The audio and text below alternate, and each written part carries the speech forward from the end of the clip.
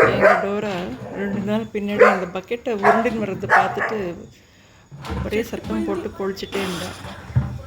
அந்த பக்கெட் உருட்டிக்கின்னு வரும்போது ஏன் இந்த சத்தம் வருதுன்ட்டு அதுக்கு புரியல. ஆனாலும் நீயே நானும் ஒரு வழி பார்க்கலான்ட்டு ஆடிட்டு இருந்தேன். நெக்ஸ்ட் டே இந்த ஸ்டீல் குண்டாவை பார்த்து சேம் அதே தான் பண்ணிகிட்ருக்கிறா. விளையாடுறாளா இல்லை பயப்படுறாளா இல்லை யோசனை பண்ணுறாளா ஒன்றுமே தெரியல.